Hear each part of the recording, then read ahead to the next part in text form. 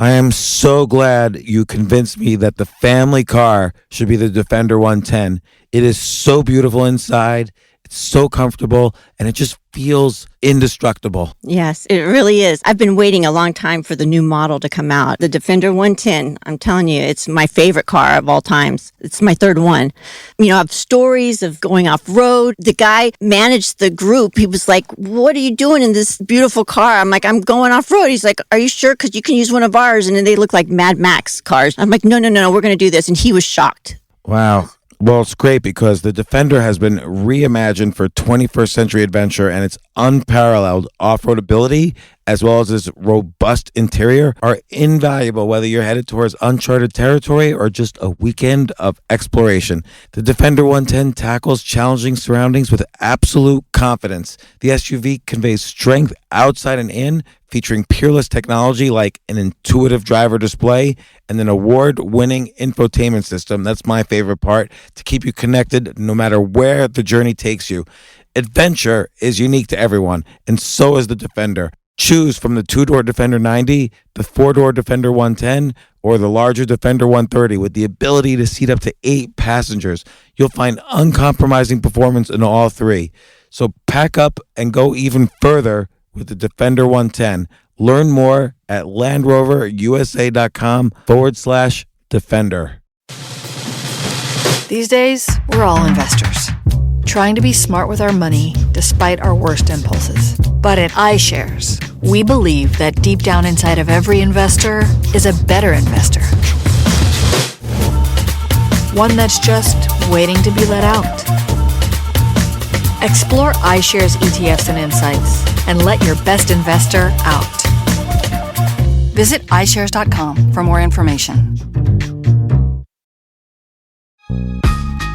This isn't your average business podcast, and he's not your average host. This is the James Altucher Show on the Choose Yourself Network. Today on the James Altucher Show.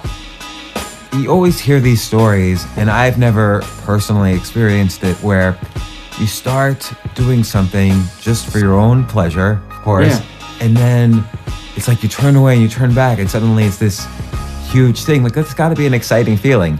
I originally thought I'll make some jokes on this blog. I sent a link to one friend of mine saying, check this out. And apparently he passed it around to other people. That's how it started going.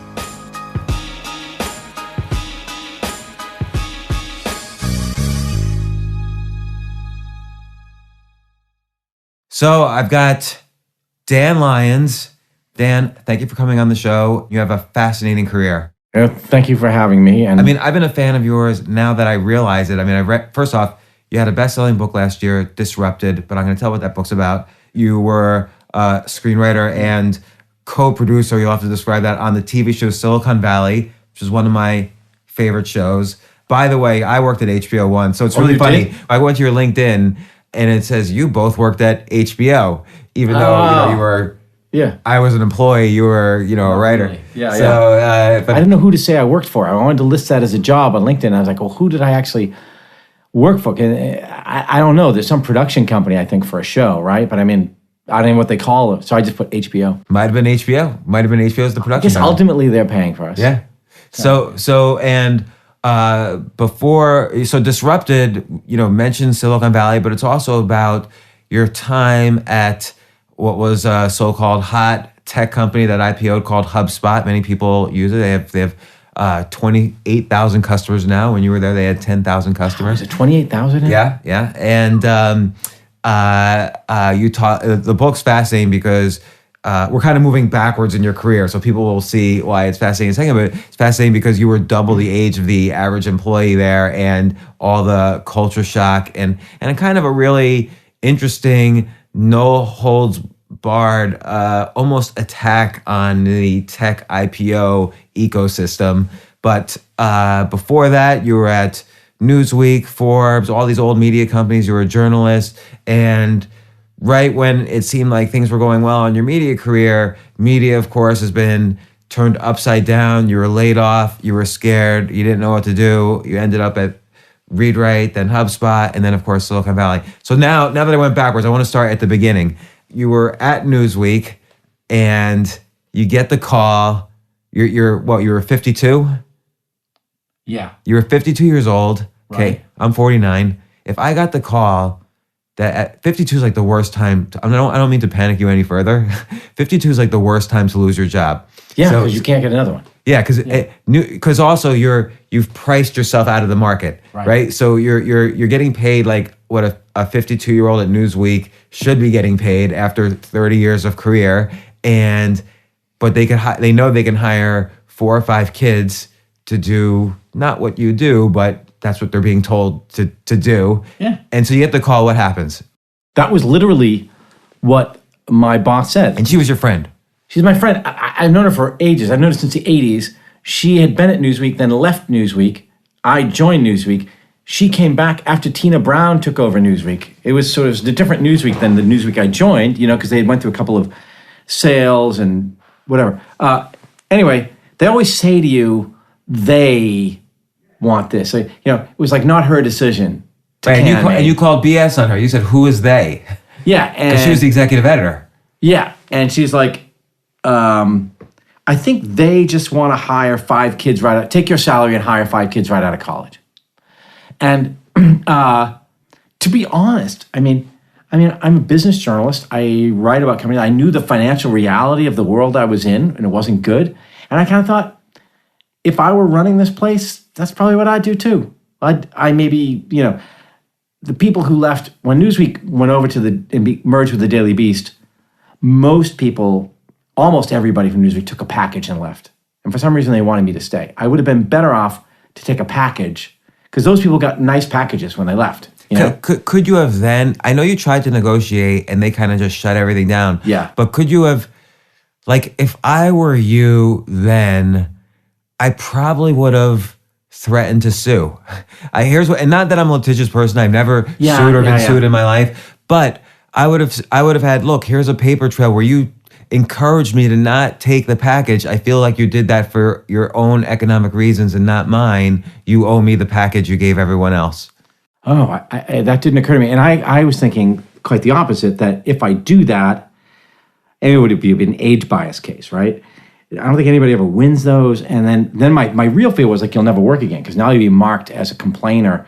So you might get some penny ante settlement out of them, but it won't be enough to live on forever and you'll never work again. So I thought I'll just shut my mouth, go get another job. I think kind of naively didn't think of myself as old. And I kind of thought, I'll get another job. I'll find something. But, I wouldn't think of you as old either. Like, you're 52, I'm 49. I don't think of myself as old. Right. But, yeah. But I forgot to mention one other thing, which is that, this is why I've been a fan of yours for over a decade. You're also, you were anonymously fake Steve Jobs. So you had this hugely popular blog that was hilarious, pretending to be Steve Jobs and all these crazy scenarios that you would put Steve Jobs in, like where he's just this like arrogant narcissist, employer. That was just hilarious. And then you eventually stopped it, but you kind of had this degree of fame as well. And I would think that they wouldn't, you were kind of, a key resource for them. Yeah, I mean, when I originally went to Newsweek, it was the old Newsweek, the Washington Post owned Newsweek, and they wanted the fake Steve blog. That was part of the deal. And so I signed to Did they buy it? No, they didn't buy it, but we were going to license it. So I had previously I was at Forbes, and Forbes was paying me a set fee every month to run ads on the site with a kicker that if traffic went up beyond a certain thing, I'd get a little more. But basically, and it was the same deal at Newsweek. And then in the summer, between when I made this deal, I said, okay, I'm going to take a month off and I'll start in September, say, Steve Jobs got really sick. Came out on stage at an event looking really sick. They didn't say they said, oh, he's fine, blah, blah, blah. But I just had a terrible, terrible feeling. And I said to the Newsweek guys, like, I still want to start the job in September, but I can't really do that blog. I just feel it would be wrong. And Steve Jobs, though, he kind of enjoyed the blog, right? It's unclear. Maybe he did. Maybe he hated it. I don't know. He might have hated it. He might have just hated me making fun of him. I mean, I was always trying to do things like have fun. Like when you mentioned, like putting him in unlikely situations. Like I bought a car. I bought a minivan. We had kids, and I needed a minivan, so I went and bought a used minivan. And I always get screwed when I buy a car. I'm a terrible negotiator. And but then I left, and but I was doing the blunts, and I was like, wow, imagine how would Steve Jobs have done that? Like, he would have gone in and just set that place on fire, you know? And so I wrote this whole fake thing about how once in a while, you know, even though I'm a billionaire, I'm super rich, sometimes I just like to, you know, I wasn't always this way. And I used to get screwed by car dealers. Sometimes I like to just go in and ruin a car salesman's day by like, there's a long, elaborate prank they did. It was really wish fulfillment. It's like what I would love to do, you know, if I had, it's like how Larry David says, like, he gets to say all the things that we all wish we could say. It was like, to me, that's what Fake Steve was. It was all how I wish I could be. But anyway, so Newsweek said, fine, stop the blog. And then they thought, well, maybe we'll do a different blog. We'll Did you do fake Sergey Brin? Yeah, or I thought, I tried a couple different things and nothing ever worked. The Jobs thing was unique. It was the only one that really worked. But and then for a while, then when he came back, he had a transplant and he came back, and it was like he's, you know, born again. So I revived and I came back too, and I was writing about what it's like to have, you know, David Pogue's liver and, you know, blah blah blah, and but he was also this kinder, gentler Steve now, and his PR flack, Katie Cotton, would always be like, well, you know, whose liver did you get? Because you're being too nice now. And he's like, no, I've seen the, you know. And it was just, but even then he got sick again. I was like, now I'm really stopping. I'm just doing it. It was very addictive. It was hard for me to stop because I loved writing it. Like, I just loved it. And did you just start it on a whim? Like, you were just doing it on your own, right? Yeah, no audience, nothing. I just was doing it. I wanted to, you know what it was? Okay, it comes back to what we originally talked about. I'm working at Forbes on the print side. I realize print is pretty much dead. I'm in my 40s. I'm an old guy. And even though I agree with you that print is dead, in fact, you see the width of Forbes from the 90s to now, it's like 1/3 the size. But what was making you, was it just that was that was hyperbolic. I didn't mean to say it was like dead. But I could see that the future was the internet and internet publishing. Or at least I thought that would be interesting. And I thought, I got to learn how to blog. I have to learn, you know. So there were 3 platforms on those. There was WordPress, ThinkPad, and Blogger. And so I thought, I'll just start a blog on each of those platforms and try to learn, like literally learn HTML, how to embed photos, like just honestly how to do it, right? And then I tried to learn a little bit of, you know, when you go to the HTML view and how to embed code and do stuff like that. So I wanted to develop some facility with that, with the technology. And I didn't really care about the content. And so I thought, I had a ThinkPad blog that was like about my, you know, leftover stuff from journalism. I had a WordPress blog that was something else. And on Blogger, I tried a bunch of different things. And I just stumbled on, what if a CEO had a blog, but he was a real prick? Like, he was a real, can we use? Yeah. Say, you know, what if he was, because, you know, Robert Scoble is always going around saying, remember Naked Conversations? Robert Scoble had a book, Naked Conversations, about, he and Shel Israel wrote a book saying, every CEO should have a blog. We don't need the press anymore. They're disintermediated. Just have a CEO blog. And I remember thinking, that's crazy, because most of the CEOs I've met, like, if they really were honest, you know, they'd be sociopaths. So then I thought that could be really funny. Like, it was also, there's a British humor magazine, Private Eye, and they do a regular feature every edition. There was a thing called the Secret Diary of so and so. It'd be like John Major or whatever, Prince Charles. They'd make fun of somebody, and by writing their own diary, Elton John, you know. And so I thought, you could do sort of a secret diary like Private Eye does, but you could pick a CEO. And I tried different. I did try Sergey Brin, didn't work. Like, Sergey didn't work. But somehow, and the Steve Jobs thing was kind of fun, but I didn't do much with it. I did it for a few weeks, 4 or 5 weeks, and then I shut it down. And someone revived it, or people started writing like, wait, and I wasn't even looking at. I had a couple comments. I wasn't even looking at whether people were reading it. So I relaunched, and I looked at the traffic. I was like, there's like 1,000 people reading this thing. And I remember saying to my wife, like, we had little babies, and we're walking the babies in a stroller. We had twins, and I was saying, this is weird, but like, I think this might be something. Like, there's like 1,000 people, and you could see where they're from. You know, you can look at the stats and see, this guy's somebody from Russia's reading this, and you know, they were all over the place. I mean, mostly U.S., but it was just this weird moment for me. I thought, wow, this could actually be something. Isn't that kind of exciting? Like where you always hear these stories, and I've never personally experienced it, where you start doing something just for your own pleasure, of course, and then it's like you turn away and you turn back, and suddenly it's this huge thing. Like that's got to be an exciting feeling. Well, that must be kind of like what your career is like. I mean, you sort of just struck out and on your own, and like off you go, and now you've built this thing, right? I mean, that. Yeah, but I like think about it all the time. I don't turn away from it.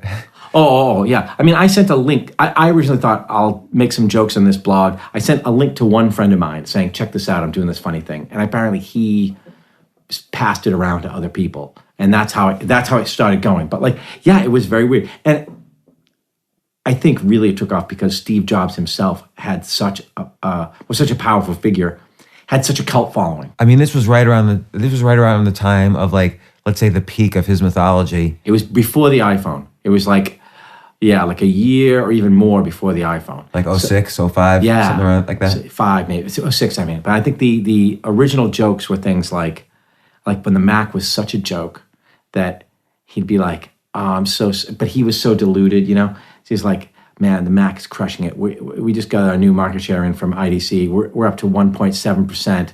We are killing it, man. Like, watch out, we're going to hit 2% soon, you know? Like, it was really making fun of like the deluded Apple fanboy mindset. And then I remember I did one about the phone when there started being rumors there was going to be a phone. I had he went off to the rainforest with Sting. He went to like Peru and they did ayahuasca and they tripped for like a couple days. And they were like huddling on the floor of this mud floor. He and Sting were like huddling together. And then he said he came back and he had an epiphany. And he said, I had this huge epiphany about the phone. It's going to have one button. And he goes, and everyone was like, what? It was a joke, right? Because they're like, no, it has to have 1, 2, 3, 4, 5, 6, 7, 8, 9, and the 3 others. So it has to have 12 buttons. No, all other phones have 12 buttons. Our phone's only going to have one, right? I thought of this while I was tripping on ayahuasca. One button. And ha, it was like funny, like Apple joke about how we're going to. And then, of course, the phone came out and it had a screen with like one button. And everyone was like, dude, I was like, no, I just tried to think of like the stupidest, the most pretentious thing you could think of, right? Yeah. But they did it. So, I kept having these lucky breaks.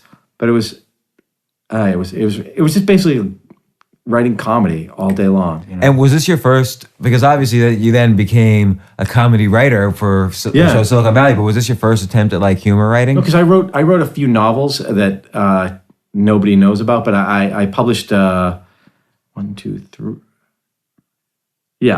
novels. And the first one was a collection of short stories, very serious, very grim and depressing. Then I wrote a very funny comic novel. Well, I think it was a funny novel, and then a second funny novel. And how'd they do? No, not too well.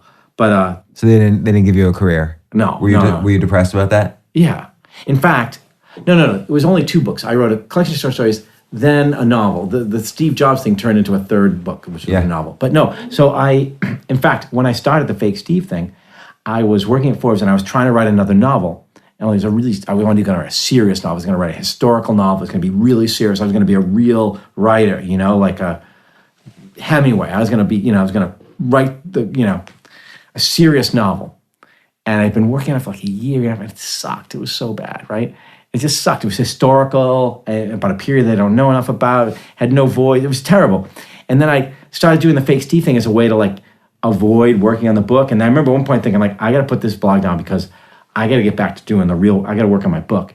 And then at some point I just realized, the blog is the thing. Forget about the book. Like the book is dead. And it saved me. In a way, the blog saved me from this horrible project that, I maybe still would be trying to work on now. So why were you trying to keep yourself anonymous on the blog for the longest period of time? I kind of thought it would add to the lore. Like somehow it occurred to me, nobody knew it was me. Actually, a bunch of people knew, right? My friends knew. But somehow I remember thinking at the time, like, if everybody knows it's me, nobody's going to find it that interesting because I'm kind of boring and like, it'll ruin it, right? But somehow the idea of the mystery blogger that nobody knows who it is, like, could be funny. It could be like, not funny, but like it would be a cool thing. Like that would help the thing take off because it'd be like this added element of mystery about who's writing it. And I was right. Like that attitude. People are like, "Oh, who's writing this blog?" You know, and it. And then once I was outed, a lot of people were like, "Oh, yeah, now it's not so interesting." So You know? did you see traffic drop off the second I you were did, out? and then it came back though. But then over time, I stuck with it. I was going to quit. Then I said, I'll stick with it, and then traffic crept back. And I think it never hit. The biggest month was the month that I got busted by the New York Times. That was like through the roof. Yeah. And it came back down, but it still settled in at like 1 million uniques a month. Like it was pretty It's good. a lot. Yeah, it was pretty good traffic for, and it started writing itself. Did you sell ads on it or anything? Forbes used to put ads on it. And then I started making fun of the ads that Forbes was putting on it, and then they got mad at me for that. Like I had to stop doing that because it was like people complaining about the ads, saying in the comments like I hate these ads, and like I hate them too. And like, but look, somebody's don't. People always complain about ads, but you got to pay the bills. That's why so I was like just don't look at them. Put on an ad blocker. I don't care. But Did you know Mike Smith at Forbes at that time, 2007, 2006? He was I didn't know him. the CEO of Forbes.com at the time. No, because there was a guy named Jim Spanfeller there. Oh, yeah, Jim was his boss. Oh, then maybe I met Mike Smith, but I don't. I had a couple meetings with the ad guys, but I didn't really know them too well. So again, you're kind of like this master of reinvention. Like you love writing. You got an MFA in creative writing, correct? Yeah. And then you kind of divided your career initially between attempting to be a novelist, being a journalist. Was the journalism just an outlet for the writing? Like you really wanted to be a novelist? Yeah. So journalism way to pay the bills. And so was it? You were a journalist for a really long time. Was that kind of soul sucking? No, because ultimately I ended up loving being a journalist, and by the time I got to Newsweek, I was one of those people who would really say this, but really mean it. Like I really felt I had the best job in the world. Like I loved what I did. I wasn't going to get rich. You know what I mean? You're not going to get rich as a journalist, but I loved meeting people. I loved talking to them, interviewing them, trying to figure out what's a good story. Like I really, really loved, especially at Newsweek. At Newsweek, because they had a lot of impact. So if you wrote something, if you had a cover in Newsweek, in those days, it still meant something. Yeah. And I went to like Lawrence Livermore Labs and met these fascinating scientists, and you could write. It's like unbelievably fun. It was great. I really loved being a journalist. So then, you're the fake Steve Jobs guy. You got this great position at Newsweek. I think you had just started their tech blog, or you were about to. Yeah, which is similar to how ultimately if you think about it, like Recode spun out of the Wall Street Journal, something like that. And then you get the call. You're 52. We're laying people off. No, you can't even get 6 weeks severance. Only 2 weeks severance. And I know you worked it out a little bit, but and I was like, can I stay on? Cut my salary in half and just keep my job. Like I'll find a way to live on half the money, or at least I'll start. That way, I'll give me 6 months and I'll look for another job. Like no, nothing. Bye. Get out of here. Like it was did pretty you ever harsh. find out like why it was so harsh? No. Like you never kind of got back in touch with the woman who was the editor and said, Deirdre, hey, no. what happened? No, and then she didn't end up lasting there either. So she ended up getting. I wish we could call her right now and find out what happened. Yeah, she might not be happy about that. But so you get off the phone, and when I was reading this in your book, Disrupted, this is kind of in the beginning of the story, I was like really stressed out, like because I'm putting myself in your shoes, like, and I was even thinking, I said to somebody, 52 has to be the worst time because you're still quite a ways from what people consider retirement age. Right. You had 6-year-old twins, so you're thinking about college and expenses and other things for them. And like you said, it's going to be, your career was in this kind of old media, which didn't really exist anymore or was disappearing. I think I would it would just be damaging to myself. I wouldn't know what to do. yeah, it was. Yeah, that was. Your wife had just quit her job, right? Yeah, she was a high school teacher, and very lucrative job that she gave up for you. They're high paying. She's teaching at a private high school in Boston, and she had very bad migraines to the point where she'd be in the hospital a lot. And just managing life was just a bit much for her. And the kids were having a hard time. And so we had this conversation. Well, over time, we had it many times. We finally said, you know what? Because I had been ready to get laid off at Newsweek for a long time. And then when they started talking about doing a tech blog, for the first time I thought, oh, this is going to be okay. So I said, look, I think things are solid here, for now. So why don't you, and even if they're not, like, you can't just keep doing a job that's destroying your health. You just can't. That's what's, there's other, more to life, right? So, by the way, we pass off that comment as an obvious thing, but I think many people go into jobs where they have this gut instinct that they're not happy with it. And sometimes, okay, maybe I'm not happy today, or maybe, the boss is in a bad mood today, but in general, I love this job, or I like what I'm doing, or I'm learning I feel growth in my life, and I'm happy with the certainty, and there's always new things that I'm exploring. Like when you're a journalist, there's new people you could talk to. You might be improving your skills or salary. There might be an idea that you're contributing to society. But if you get that real gut feeling that something is not working out, you kind of have to do something about it. And it sounds like that's what your wife did with her job. Yeah, and she loved her job. She loved teaching, but it was just her health was very, very bad. And so we talked about it, and we said, let's we'll cut back a little bit, we'll make adjustments, and then literally it was June. I think she had just finished her last week of school, and they knew she wasn't coming back. She had told them she wouldn't renew in the fall. And then, I got this call. And at the time, Newsweek was talking about, they had Andrew Sullivan's blog, remember, for a while?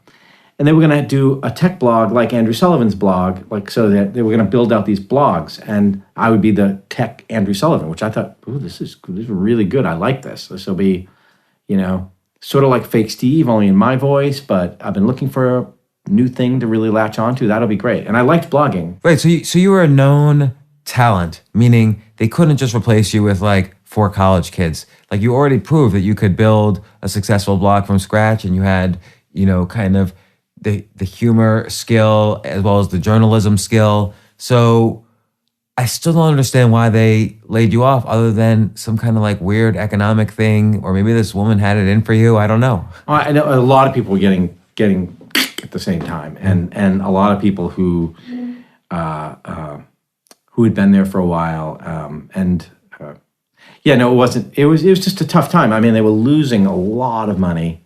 I think they didn't know quite what to do. I think they wanted. It was culturally, you had these. Didn't Jeff Bezos own it at that point, or not? Or Don Graham still owned it? No, well, that was the Post. But the Post the Post sold Newsweek to Sidney Harmon, the Harman Kardon guy. Okay. And then we were independent for a little bit, and then Harmon turned around and wanted to get Tina Brown as the editor, but Tina would only go if they merged with the Daily Beast. So suddenly we went from being independently owned by the Post to owned by Sidney Harmon to now being owned by Barry Diller and merged with the Daily Beast. And that even seemed like, well, okay, but really what it was a takeover. So all of Tina's people took over. Everybody from Newsweek was gone. It was just a bloodbath. And then you had these kids from the Daily Beast who had never worked in print trying to put out a print magazine. And they, for better or for worse, publishing a print magazine is a skill. It takes... It's a beast. And it takes... There's institutional knowledge of how do you get that book out on time every weekend.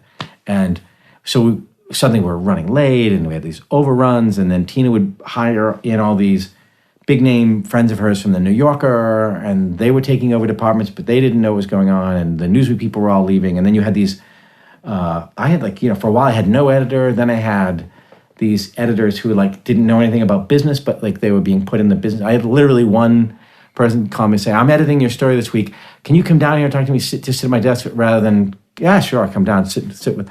Okay, so I just want to know, venture capital.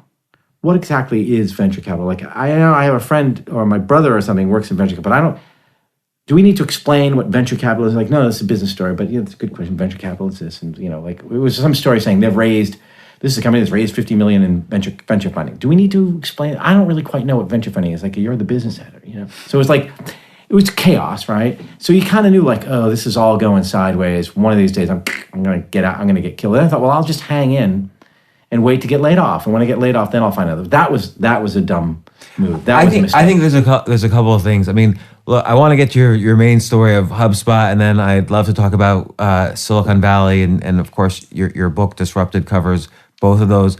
But it seems to me you made a mistake when you didn't take the package. Okay. Well, I wasn't offered a package. Oh, you weren't offered a package? No, they said you're not. You can't have a package. We want you to stay.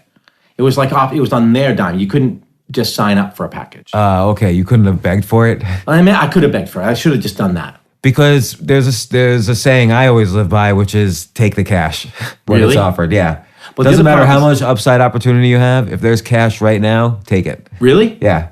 Oh, that's good. That's good advice. Now, because then you know what you could have done? Then you could have waited a month and you could have gone back to Newsweek and said, "Hey, can I have a job?" Yeah, exactly. Or the other problem is the packages were all based on years of tenure. So some people who had been there for a long, long time did pretty well. I had only been there 2 years at that point. Say 2, yeah. Because I was there before, so I wouldn't have got that much money. But I'm going to tell you, my package wouldn't have been much. I'm going to tell you another mistake. Not a mistake, but this is just my suggestion. So don't take this the wrong way. It's just it's just how I think, and I see when you describe the Tina Brown, how she got involved. It wasn't just that she kind of took editorial control over Newsweek. She made a business deal. Tina Brown is an editor, but also a businesswoman, very much a deal maker, and I feel like you should have done more of a deal with your blog, Fake Steve Jobs. Whether you were going to shut it down or not, like you could have pitched the dream. I'm going to start a network of fake this, and we're going to bring on comedy writers. It's going to be huge. It's going to be like Crack.com, which also is owned by Barry Diller, and it's going to be great. I feel like you should have done more of a deal there. No, that's seriously really good advice. And anytime somebody wants something from you, you should go into deal mode. Oh, yeah, I wish I had met you seriously a long time ago. Well, you have very good deal guys in your camp like Ari Emanuel and so on, but this is just how I think. Yeah, not anymore. Well, but the one thing I always had with the Fake Steve thing is I had this big audience, but I could never figure out how do I make that into a company. Like I would sell ads, but they're pathetic. You don't make much money on that. And I never could figure out like now looking back, I realized what I could have done is transition that from being, because I had the audience. So what do you do with that audience? I think what I should have done is become just an Apple blog. And then, there's other Apple blogs, but fine. Step from behind the curtain, be me, and just be this big pro Apple, like what John Gruber is with Daring Fireball. Just do one of those. And unfortunately, I was always somewhat sarcastic and cynical about Apple. I was making fun of the Apple world. You can't do that. You have to be 100% pro Apple, bootlicker kind of Apple guy. But that would have been a way to make that into a business, maybe. Or even you have that as another silo of kind of a set of Apple blogs. One is about the Apple stock, another is about the Apple products with affiliate fees to the Apple products. So there were ways to think about it where you could have done a deal instead of just handing over the ad inventory. So, right. And or there was a really smart editor at Forbes who said, you should turn this into an investor newsletter. Like you've got an audience now. But I was like, I don't know anything about, I'm not qualified to be anybody's investment advisor. I think his point was nobody is. But and that might have been a way. But I'm terrible at thinking about business, about how to monetize, how to make a business out of something. I'm seriously bad at it. Okay, so then you started applying for jobs. You were temporarily at one blog, Read Write, which wasn't a bad blog, by the way. I thought that was a decent blog. I don't even know if it's still around, but I used to read it. Kind of tiny, but I think it does still exist. Yeah. And then you ended up at what was perhaps in the Boston area the hottest tech company, HubSpot, which still exists. Now it's a public company, and you figured, and you were the old man there, at the ripe old age of 54 or whatever it was. How old were you then? 52. 52. Yeah. And you were double the age of the average employee. And it was really like a culture shock. You get there, your boss wasn't there, your boss's boss wasn't there, nobody knew you were supposed to arrive. Then some 27-year-old kid shows you around, and he turns out he's your boss. Yeah. Were you depressed? Oh, well, more more anxious and depressed, like kind of panicky, like, oh crap, what have I done? Like maybe I've made a huge mistake, right? I didn't get depressed until later when it started to really like weigh on me. But at first I was just freaking out. Did you cry that first day? No. I think I would have cried. You would have cried? Yeah. Yeah. I remember when I first left my first kind of corporate job for an entrepreneurial thing, and then that day I lost our biggest customer. I did cry. I'm like, did I just make a big mistake? And tears came to my eyes. Yeah. So, I cry a lot. I cry at movies very easily. I tend to be kind of emotional. But no, I was still kind of thinking, like, because I went into it thinking this, okay, I thought about going into a corporate job for a long time. As a tech reporter covering these companies, I remember thinking, very early on, I had a friend who went to Microsoft in like 1988. Yeah. And so ever since then, I thought, like, man, I should cross over. Anyway, I knew no matter where I go, there's going to be an adjustment. It's going to be different than media. Maybe not going to be as freewheeling or as crazy or as kooky or little did I know. But I mean, I had this idea it was going to be uptight and stiff and, you have to bite your tongue. I did realize I'm going to have to bite my tongue, like not be as blunt as you can be as a journalist. So I had sort of resolved, like, this is going to be a tough thing. So expect, like, just take a year. Like, listen, sit back, watch, chill out, try to find a place for yourself. Your first job might not be first position may not be the right, but like hang out, try to negotiate your own and create your own role. Like these places are kind of fluid and malleable. Just relax. Don't panic. But of course, I was panicking, Did you have like you were interviewing around, did you have other potential offers at the time? I had a really good, solid offer in California. And I've often regretted not taking that, although who knows if it would have worked out. You mentioned it, but you didn't mention the company. I don't like to say because it's like, my guess was it was Google, but I don't know. Yeah, I can't say. Okay. But imagine if it had been Google, and look at the stock price in 2000. What year would that have been? 2012. And look at it now. Yeah, it's probably a double. But still, you had HubSpot options, as unpleasant as it was. No, and I thought, well, And by the way, you don't even hold back. In the very beginning of the book, in the intro, you say you joined a company run by charlatans, and you basically implied this was like the scammiest. You don't hold back. I didn't know that going in. I didn't know that they were.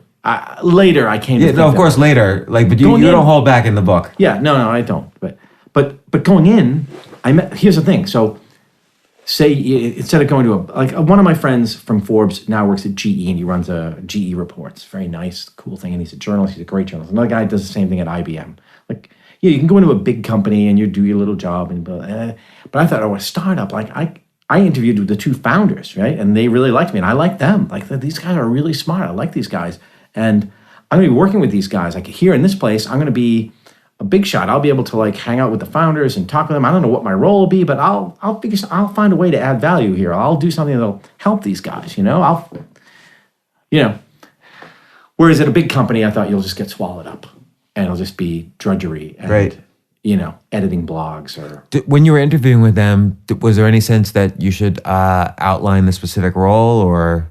Another mistake.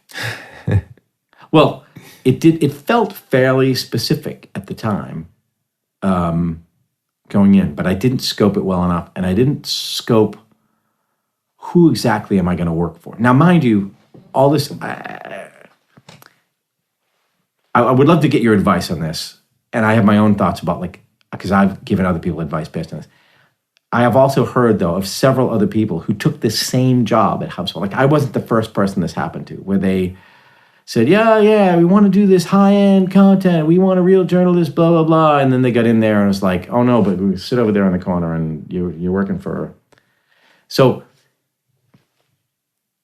yeah, but one lesson I learned from this is I think you really have to have a well-scoped, I've had a lot of interviews, they're like, well, we don't quite know what the job is going to be, whatever you make it. I'm like, oh, no, I don't want that job. Like, right. No, that's stupid. Let's stop to take a quick break. We'll be right back.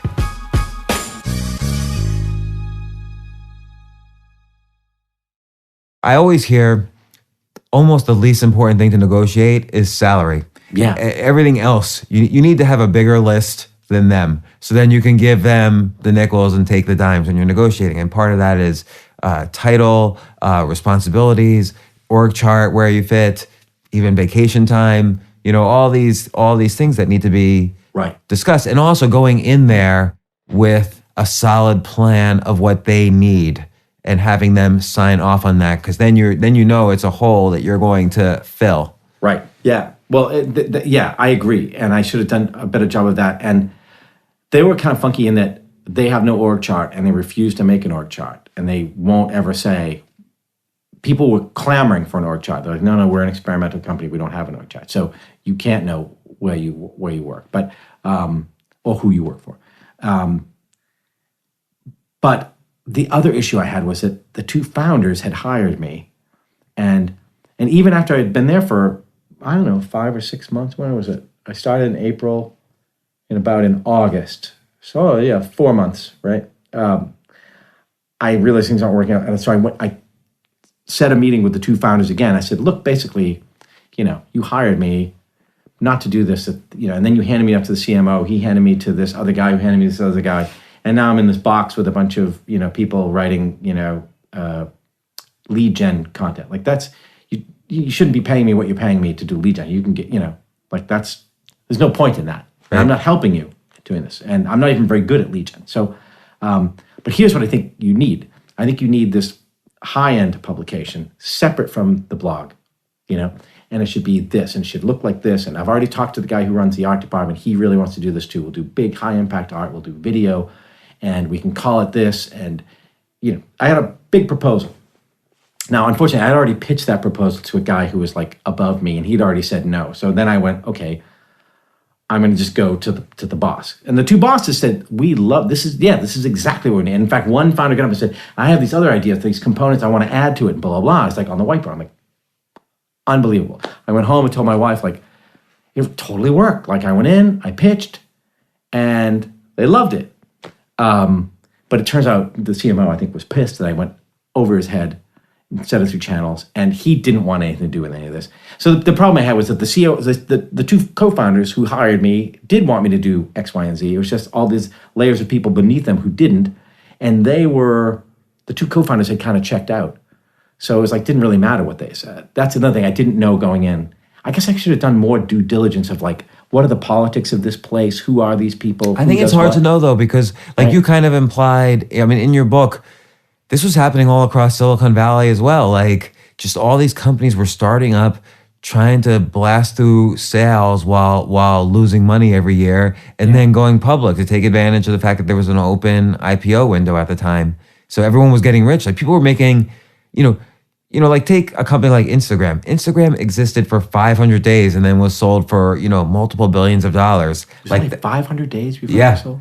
Yeah. So that's what was happening is people were starting not because they had a dream, even though, you mentioned in the book there was so much kind of what you called hub speak. You're at HubSpot, they called it, you called it Hubspeak, all this like inspirational mumbo jumbo to excite customers, excite investors, and so on.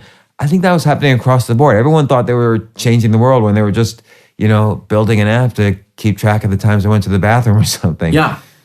Yeah. Well, I was just talking to someone earlier today, or anyway, about this idea that no matter how well you scope out a job, you really don't know how it's going to go until you just got to get there. Yeah. Right? You can try to figure, and I was saying to someone, it reminded me of like marriage. Like I had a friend who was dating this woman for a long, long time. She wanted to get married. He couldn't quite commit. He didn't know. He loved her, but he didn't know, and blah, blah, blah. And what didn't he know, you think? I don't know. If he said he loved her, what do you think he didn't know? I'm always curious about this. I know, because it had been years. Like at this point, I think it was more his fears were about himself. Like, am I going to be able to handle this, right? But my point is, you get married, you love the person, and even if it's all good, you really don't know. You make this commitment we're going to be married for the rest of our lives. How do you make that commitment? You don't know what the rest of your life is, but you have to just do it and then find out, right? Or you'll just never do it. Right? So the same with a job. I feel like you're going to take this job and see how it goes. And I knew within, well, once that happened with that, where I pitched him the other idea and then the other guy said, stalled it. I knew then, like, okay, this isn't going to work out. I should just leave. And I just started thinking, I'll stop. I'll find a way to phase out and do it politely and nicely, so I won't ruffle any feathers. I'll just sort of like slide away and find another job. Because that's not the worst thing. Sometimes you take a job and you find out, it's not the right job. So you just, So what kept you there? Well, I was planning to stay till April, which would be my 1 year. And in March, I got called out of the blue and asked if I want to go be a writer on Silicon Valley. And I said, and just to connect the dots there, like it's funny how you kind of mentioned Larry David earlier. So you had made kind of an attempt at a cable show version of the fake Steve Jobs blog, and Alec Berg, who saw it or was involved with it in some way. I don't know. I sold a show to the Epix network in 2009 or so, 10, called Icon, based on the fake Steve Jobs blog. And my collaborator was a guy named Larry Charles. Larry Charles who works with Larry David. Yeah, he was a director on Seinfeld and Bruno, Borat. And of course, all the Curbs. Right. So, and he's brilliant. And I really loved him. It was a great experience working with him. And then the show didn't get made, but still. And then a couple years later, Silicon Valley pops up at HBO, and they put Alec Berg, who also is from Curb and Seinfeld, in as the showrunner. And he knew Larry Charles. And I had some meetings with Alec around my Fake Steve show. So that's how it was a fluke. So the funny thing was, I was devastated. Talk about, like, I probably did cry when the Epic show they stretched us forever and ever and had us writing other things, and then finally they just said, we're not going to make any shows. I remember thinking, why do you think they didn't make it? Well, Steve Jobs' health, I guess, was probably a factor. Yeah, but then they decided not to make any scripted shows. Epic has never made any scripted shows. They decided to do comedy specials, and to run other people's content. They were, for a time, thinking they were going to become carry original content. And they had, but yes, Steve being sick was probably part of it. I never really got a good reason, but I think it was maybe internally. They had hired this development woman from CBS to go buy them a slate of programming. And she did, and she was developing all these shows, and mine was one of them. And then maybe they just didn't like any of the shows, or maybe they decided scripted was going to be too expensive. I never really, because she more or less said, so I only dealt with her, so I don't know what was happening above her. And then she ended up leaving. That'll kill it. Well, I mean, she left after my project. After they didn't make any shows, it was like, well, why is she there? She's there to develop shows, and they're not making shows, so she just left. But it makes sense then that like Larry Charles and Alec Berg would reach out to you because you knew you had already been writing kind of a humorous version of Silicon Valley with the fake Steve Jobs, and that's what Silicon Valley, the show, is. Right, but and they read some of my without the scripts. Silicon Valley knowledge necessarily. Like you had 30 years of knowledge. Yeah, so they that was right. And most of the writers there are just straight comedy guys. They have a tech consultant, they bring in different people, but and I think, so it was kind of, and for me, it was like, I went from like the worst point in my life, like, oh my God, because I was ready to move when the Icon thing was happening. I thought, like, I'm going to go to LA, I'm going to be rich and famous, I'm going to have a big house in Malibu. I was ready to do the whole thing, right? Like I thought, never occurred to me that, like, oh no, a lot of pilots don't get made or whatever, Right. So I went from being like, thinking I was about to become Mr. Hollywood to just being devastated. And then from that, though, 2 or 3 years later, just completely out of the blue, I got that call. And then I was like, oh, this is great. Then I went through the whole thing and like, I'm back. It just goes to show you, though, that like networks, they always say it's not your first tier connections, but your second tier connections that provide you the most opportunities. So you had created these second tier connections. They weren't your close cohort, but they were people you had indirectly dealt with or, directly for a short while. But they are the ones who come back to create opportunity for you. So a second tier means what? Like first tier would be like I knew Larry Charles because I worked with Larry Charles. So that's first tier? Yeah. The first tier might be just the actual people who are like, let's say, the ones you could call your friend at GE who once worked at, Forbes or whatever. Yeah. Like that's like first tier. Like you could pick up the phone and call him, he takes the call. Second tier is just like one remove, like either one of his friends or someone you knew distantly, but you're no longer in touch with, and, but those are the ones who, if they're looking for someone, they expand out their brain, like who can I find, and then They make two hops. Yeah. Oh yeah. Well, that's right. I didn't know that the second tier are typically Typically where people find jobs. really. Yeah. Oh. There's like some research on this. I'll track it down and send it to you. Yeah. Cool. Yeah. So that's how that happened, and but it was only like for 3 or 4 months. It was like a writing season. Tell me what that's like. So you get the call. Did you have to pitch? So the season 1 had already happened, and it was a very good season 1. So obviously you got renewed for season 2. You're working on season 2.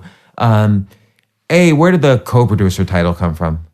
Oh well, that was my second year. So my first year I had a title of staff writer. Co-producer is not a good title. It's not a big title. No, it sounds like the shit, right? But actually, the way it works in the TV business is there's about 10 or 12 titles, and it's a union shop, and you basically just keep working your way up in titles. Co-producer is almost at the bottom. It's like 2 steps above staff writer. Like there's staff writer, then maybe story editor, and then co-producer. And then from co-producer, there's producer, senior producer, blah, blah, blah. Then there's co-executive producer. Like there's a whole list of producers above that. So co-producer, so it's one of those things like... It looks impressive though. Oh yeah, outside the TV business it looks cool. In the TV business, it's like where you'd be when you were like 27 years old in your 4th year out of college working there. Like you find, what it basically means too is anything below that as a staff writer, I forget what the cutoff is, but it's definitely for staff writer, maybe story editor, you get paid a weekly salary for every week you work. You just get paid and not very much. Co-producer, you get a quote and you get paid by the number of episodes. So if it's a 10 episode show, you get 10x whatever your quote is, And then you get like when someone buys it on iTunes, you get another check? Well, you get, if you have if you have a story writing credit, you get residuals on ones where you got a writing credit. So the first season I worked on there, I got a writing credit. So I would get these little residual checks once in a while when it aired someplace else. My second season with them, which was season 3 of the show, I had a co-producer title, but I never got a show credit because there were more than 10 writers. So they gave out 10 things and I was like an extra. So I had a better title, but I didn't get a show credit. So I don't think I ever get any residuals from that year. So you and you describe this in the book. You're at HubSpot, all these problems were happening, and I mean, I encourage people to read Disrupted because just every aspect of what you dealt with was dysfunctional, and you kind of show how that wasn't just isolated to this company, but I mean, I want to talk about Silicon Valley in a second, but the show, but Silicon Valley, the real place, also you describe as so dysfunctional. Like it's sort of like people get their lucky hit, and then they're kind of blessed as gods in Silicon Valley, in part because of the lucky hit, and in part because of self-worth becomes equated with net worth. So you have all these like huge venture capitalists that are famous that never make a good decision again. Yeah, I like to think that the difference between a venture capitalist and one of those people who wins the lottery, wins the megabucks, whatever, it's just that the megabucks guy then for the rest of his life doesn't go around thinking he's a genius at everything. You know what I mean? He knows, I just won the lottery. It's fine. But the guys in Silicon Valley now seem to think like, no, I could invest in biotech. I think so. And then you have Theranos, right? Like, yeah, sure, we know everything. I think there's a big, or like John Doerr went to clean tech. He did such a good job on like Amazon and all those companies and Netscape and everything. But then he went into clean tech that did nothing. Yeah, well, and I don't know. So I think there is a tendency to people to believe that these guys know more than they do.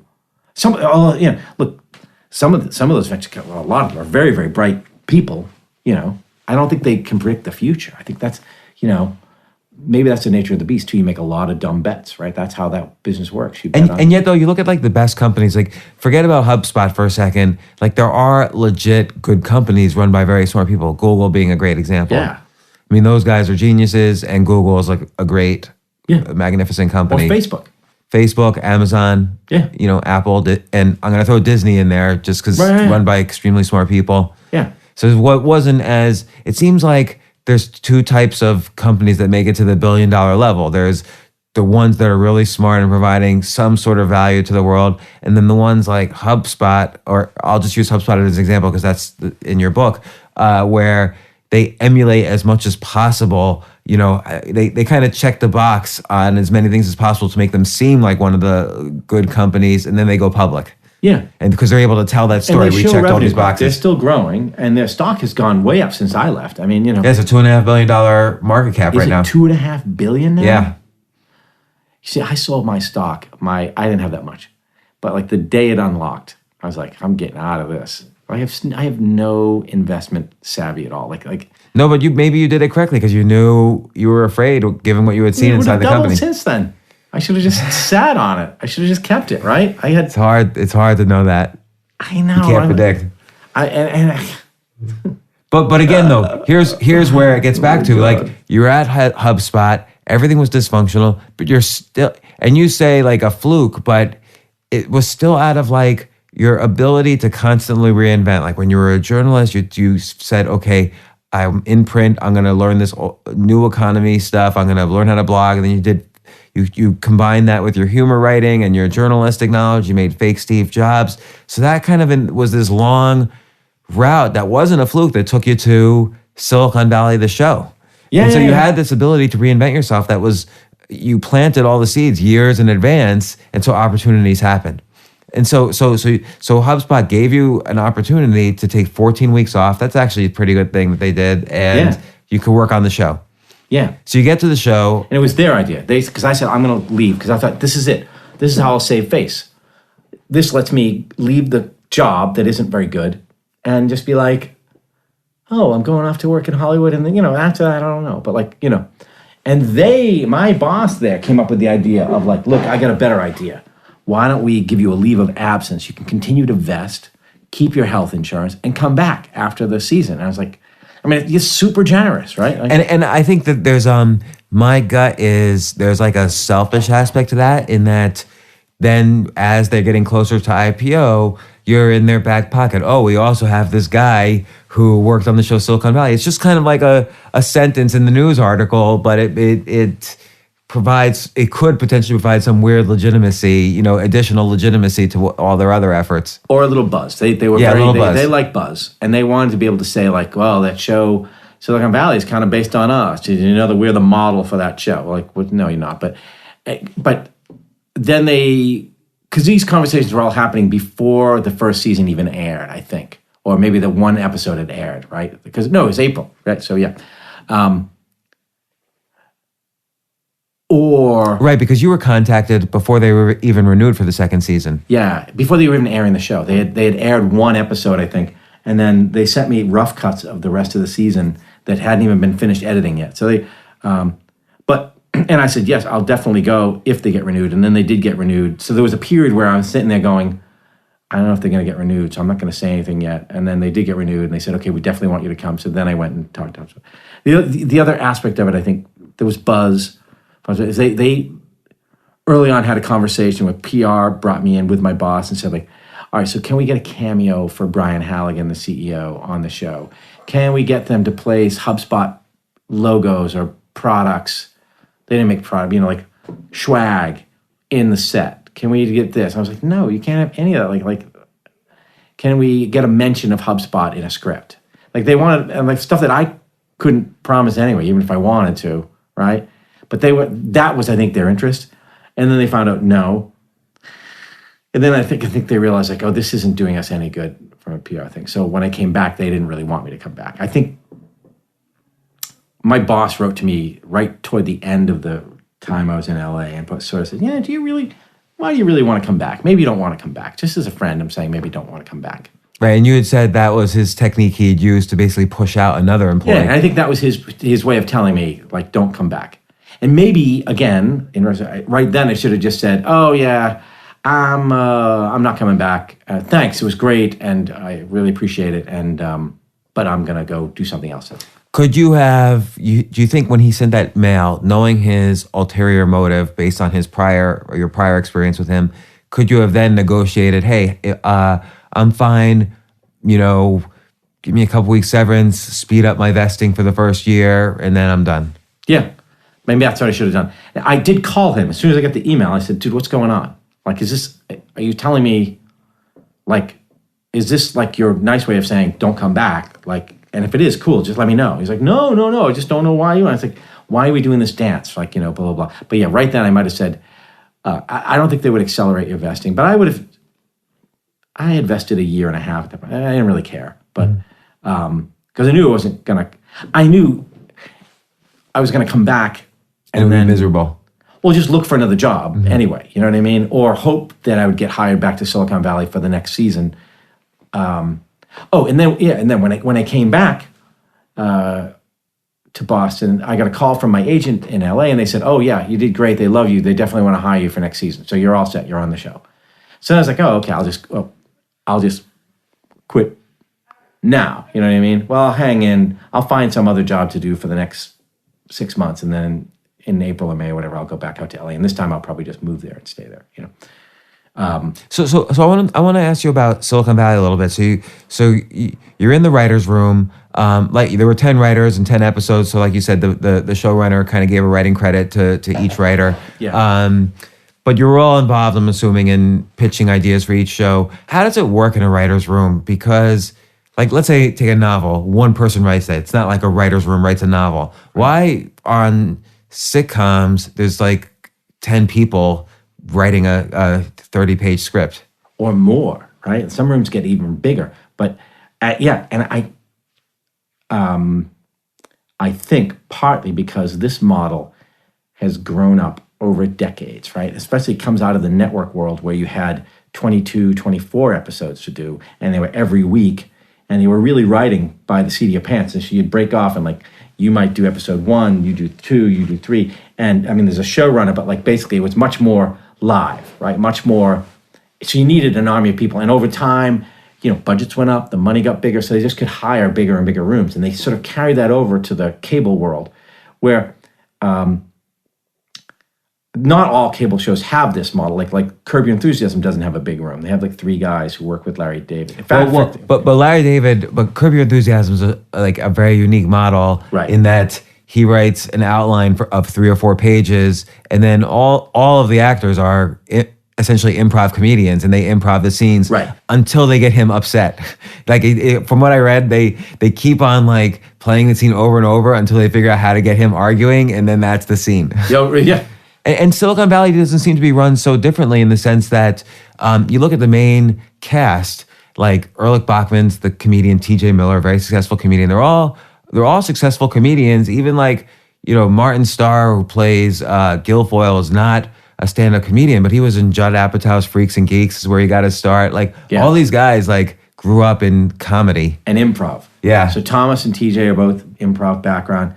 I think Zach, who plays Jared, is also a big improv guy. Yeah. So there's 2 different questions, but why the model exists, I don't know. I think it just has crept up, and that's why they have this big room. True Detective, for example, only had 1 or 2 people. Like they're going to do a season now of True Detective with Nick Pizzolatto and Milch, what's his name? David Milch? David Milch. So they're just 2 guys, which is I think the efficient way to run a show. They have like a real voice, and it's just that. But the way it does work, anyway, which I didn't know until I went out there, is you sit in a room. You have basically the world's longest business meeting. You sit in a room for 14 weeks before shooting even begins, at least on Silicon Valley, with whiteboards all over every wall and a big conference table. And Alec Berg sits there, and Mike Judd sits there, and the rest of us kind of sit around the table. And on that show, there's 4 main guys, Mike and Alec, and then each of them has sort of a lieutenant. And it's really their show. It's really those 4 guys. The rest of us are there to and you basically have a conversation. You just chip in talking. And you don't write anything. There's people at the side of the room who are writing down everything that gets said, who keep a log of a transcript of literally every day's conversation. And then occasionally Alec gets up and goes to the whiteboard and starts going, okay, so episode 3, let's see, scene one will be this, and he starts writing on a whiteboard and like everything. And then at the end of the day, they take pictures of the whiteboards, and finally, after all of that, Alec will go and write an outline. So does he have already an idea of the arc of season? Like when you get there for season 2, does he already have an idea of the arc of season 2? Well, we didn't when I got there. So we got there literally in day one. It was like, okay, season 1 ends with them winning TechCrunch Disrupt. What would the next morning look like? Like literally, what happens the next morning? So, and if I remember correctly, that's when all the VCs are calling, right. And that's the arc of the whole season. Yeah. So my thing is like, VCs are going to be like, crawling all over them, and then. Did they not know that? Like, was your role in the writers' room to basically explain what would happen? Yeah, I mean they had it. I mean, I don't mean to take credit, but I mean that was partly why they asked me in. It's like, what would tomorrow look like for them? And I was like, okay, good. And then the idea of they get sued by Huli, right? Because their idea was, oh, so this is great. So now they've kicked Huli's ass. They're going. I was like, no. Huli will sue them. Like, why would Huli sue them? Huli stole it from them. I was like, I know. That's why Huli will sue them, because that's what big companies do. They'll sue them and then tie them up. They don't have money to compete. So they'll end up, the lawsuit is just foreplay for them to say, oh, well, now we're going to buy you on the cheap, right? And so then you say, no, this really happened. Here's an example. And they go, oh, so they're like, oh, that would be cool. So Huli sues them. Like, wow. We also had to deal with the idea that Peter Gregory, the actor who played Peter Gregory, died in real life. Oh, I didn't know during that. season 1. Yeah. Wow. Yeah. So then we're like, okay, he can't be in season 2. Obviously, they had written around him for the end of season 1. But what are we going to do in season 2? And we said, let's have a big funeral for Peter Gregory. And then we can work into that dramatically. And at the funeral, Gavin Belson will tell them he's suing them. So then it's like, okay, so now what happens? Now they've been sued. How do they get money? No one will rate. All the venture capitalists go away. That'll be funny. So we went and we talked to Mark Andreessen and said, what would happen, in a lawsuit? He's like, yeah, no one will touch you now. If Huli is suing you, everybody thinks you're roadkill, so you'll never be able to raise money. So who would you go to if you were in that situation? And Andreessen was like, well, you might go here, you might go, like, who would be bad money? Who are the second and third tier financiers? So we wanted like a really bad money guy, just to complicate their lives. And they ended up with that Russ Hanneman character, the guy with the doors that go up like this. So did Mark Andreessen say a specific name, or did he say you'd go to some billionaire who got lucky? Yeah, and he had various ideas, like you might go here, you might go there, and you might go overseas, you might go international to people who either aren't very savvy or aren't very nice. So yeah, we had this like session with Andreessen where like we all went in, the whole writing room. We flew up there. Like every year they do a field trip. They spend like a week going around Silicon Valley. It's a blast.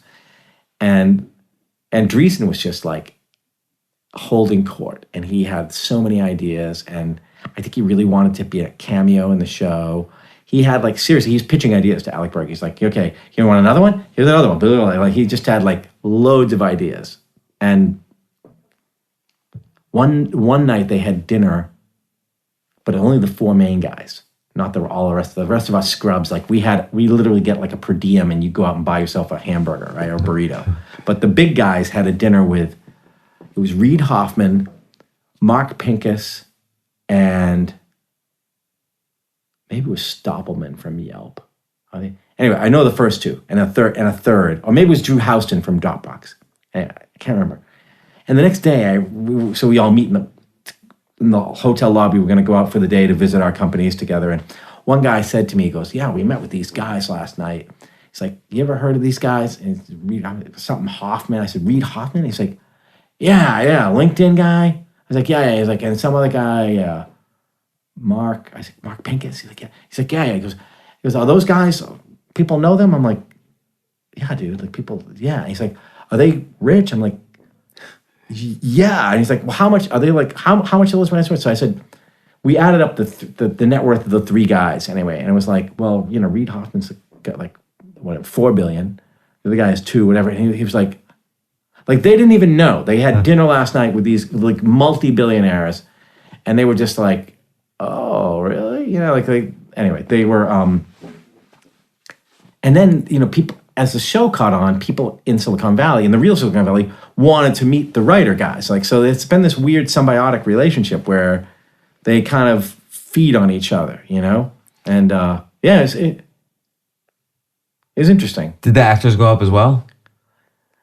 Not with us, but maybe they do on other times. But for us, it was just the writers and a couple of the producers, and we did a meeting once that year too with all these tech journalists around a table. Oh, I think I remember that. Is that where TJ Miller says, you guys have to realize we're making fun of you?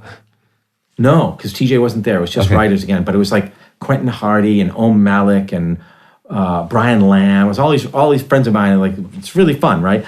And then the TV writer guys afterwards were like, they're just like us, man. Like they dress like us, and they could think about stories the way we think of, like, because the tech journalists are like, oh yeah, you should tell them the story about this or that. Like Brian Lamb told the story about getting the iPhone.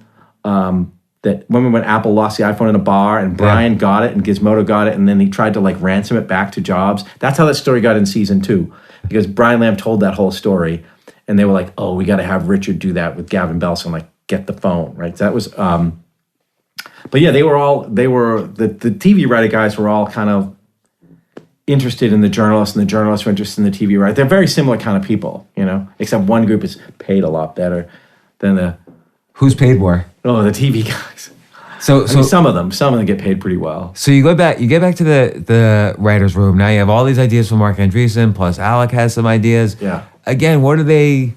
So are you like pitching funny dialogues or filling in facts? Yeah, making jokes. And then we sketched out the whole season. So we worked it from the outside in. So we had 1, 2, 3, and we had 10, 9, 8, 4, 7, and then like we had one in the middle. I think it was 6. It was like impossible. Like we got to here and we got to here, and then we couldn't figure out how to make the two connect. And literally, it got so bad. Like we spent like weeks sitting there like all day, and nothing would get it all sketched out. Like, yeah, that's it. And they'd be like, no, that's it. Alec would erase it all. And then one week he sent us all home. He said just had the main 4 guys come into work, and we all got the week off. He's like, because we're making things worse. We have too many people in the room. Like they really agonize. That's the one thing I never knew about comedy. Or TV in general, but comedy, I think especially, like, it's really agony. These are not happy people. They're stressed out, like this isn't funny enough. Because then you think it's hilarious. Then they do the table read. They bring in all the actors and they do a table read, and it would just die. And they'd all look at each other like, oh shit. Does the table, like, I always imagine like on those, so like you said, all the actors sit around the table and they read the script. Are they reading it? Like, is it really supposed to be funny then? I mean, it's funny when they're acting it because then they're performing. Yeah. Is it really funny when they do a table read? They're getting laughs, Mm-hmm. And the real laughs, like, I mean, people are like... people in the room are laughing, but like one time we left one and it was like, I could tell, like, oh, it didn't go so well. And I looked over and Mike Judge was sitting at the table, like, because we all leave and it's just like Mike and Alec and a couple other top guys stay. I think the actors even leave, but the HBO execs stay. Mm-hmm. Right? And that's when they get like the word from the HBO. And I can see Mike Judge sitting like this, waiting to hear what the HBO guy said. And they were gone for like an hour. And they came back and were like, all right, we're going to have to start over on this one. And I guess they just didn't like it. But I went to a Simpsons table read when I was out there one summer. And I thought it was hilarious. I thought it was great. People were, because they let a real audience come, not at all, but they let a few people come in, guests, to get real response. Like I brought my kids and stuff. And so we're all laughing because they're doing the voices and everything. It was funny as hell. And at the end, I said to the guy who invited me, this producer, writer guy, I was like, that was good, huh? And he's like, oh, no, didn't you see so-and-so's face? I'm like, no. He's like, oh, no, that was terrible. Like, we're going to be up all night, like, rewriting this. That was like a bomb. Like, they really want, like, joke density. They want joke, like, you don't have a big lull. Do you think that's the difference between, I mean, there's so many sitcoms on TV right now. You think that's the difference between, like, The Simpsons, which has been around for 1,000 seasons, and Silicon Valley, which is clearly, like, already achieved, comedic cult status, and kind of these weaker sitcoms, that just don't go anywhere. They're not really funny. There's a laugh track or whatever. Yeah. Maybe that intensity is what drives makes them so funny. It's hard. I think it's hard to be funny. I wasn't that funny. Like they were. And you were a humor writer. I mean, you did the fake Steve Jobs. Yeah, but I was like, I just shut up. I didn't pitch jokes. Like those guys are like once in a while, but like most of mine sucked. I mean, they were funny. Like what's the difference? Like what? I don't even know. And like also, why wouldn't you take a guy like TJ Miller, who's a stand-up comedian, writes comedy for his other living? would he ever be in the writer's room and say, no, may have the actor say this because it's funny? They didn't have in the room, but what they did is they would shoot the script. They would shoot the scene with the actors, and then they would do more takes of letting the actors just improvise. And a lot of what's ends up on the show is that. So you start to think, like, as one of the writers who spent like 14 weeks there, like, why did you even have us? Like, a lot of the episodes, because I would leave, and then I'd watch the show months later, and be like, those episodes don't look like anything like what we wrote. Right? So why even have us? I mean, we were just, and I think even that's the process. It's like, spend 14 weeks with a bunch of writers, quote unquote, like churning out stuff and getting basic narrative arc and blah, blah, blah. Then you go in and shoot that, but then you ask the actors do it. And then the real, who the real writers are? Like the director, whoever directs the episode, and the editor. Like basically Mike and Alex sit there and cut the episode together. And they move stuff around. Like, yeah, maybe that was on page 2 in the original, but we're going to put that scene over here now. And it really happens in the editing. Like, that's how they make a TV show. Well, it seems like the arc also, because that's where all the tension is. It's where the problems of all the characters are. Like, whoever kind of outlines the overall thing. Like, I bet you that didn't change so much. No, right. So you got to get to you got to start at the beginning, get to the end of episode 10. And like this, Richard has more and more problems, running his company, raising money, and the problems get more and more difficult until this sort of, climactic ending. Yeah. And So there's all these little decisions that have to get made. And I think. What about the structure of an episode itself? Like, is it, people say there's 3 parts or 10 beats, or like, how do you write a TV script, an episode? A lot of shows, they do 3 acts. I think they do act 1, act 2, act 3. Alec Berg, for whatever reason, does not believe in that. So there is no official act structure on those scripts. It's just all one thing. He just writes. But even so, you roughly, when you're looking at it on a board, you can kind of tell this. That's sort of roughly what you would think of as act 1. There's act 2, act 3. But he doesn't like to think of that structure. So he just has 27, I don't know how many minutes it is, but X number of minutes of stuff. And in fact, then the question is like, you have it all up on a whiteboard. You're like, how many pages is that going to fill? And then you're like, how many minutes is that going to fill? So it's very rough. But I think those guys have just done it for so long, like he can tell, where it is. So let me ask you a question. I've pitched this. If I take an exaggerated version of that, like let's say some billionaire gives away all his belongings to charity, all his money to charity, just enough to live in Airbnbs and, get food delivered and things like that. People are kind of interested in this idea and this concept, and even the story of me has been in the New York Times and so on. Yeah. I'm not a billionaire, but I'm saying an exaggerated version. But you're close to a billionaire, right? No. nowhere, a fraction of a fraction. But throw an idea on the wall. What would be a problem that person would have that could be like a TV show? Originally, I thought that could be a scripted character within another TV show. How can that be a TV show? Yeah, like that's like a Seinfeld character, like George's cousin who. Yeah, he's like, well, is he homeless? Well, I don't know if I call him homeless, right? That's like, is that homeless? I don't know. I guess it is. Like, he lives in Airbnbs, and he's a millionaire or he's a billionaire, but he's homeless, right? Like, no. My kids thought I was homeless initially because I wrote about it, and their friends' parents read my writing, and their friends were coming up to them and saying, Josie, is your dad homeless? Okay. And yeah, they didn't know, so they came and visited me, and obviously I wasn't homeless. Well, how old are your kids? 18 and 15. And where do they live? About 60 miles north. Oh, in New York State? Yeah. Yeah. With your ex-wife? Yeah. Wow. So did they flip out? Well, they called me and asked, and then they visited, and I was actually staying in a very nice Airbnb. I wasn't staying in an Airbnb then. Oh. The story was I had helped someone 10 years ago make some money, and we'd become friends, and he wasn't staying in his place, and he had a beautiful, beautiful, magnificent place. So I was staying there.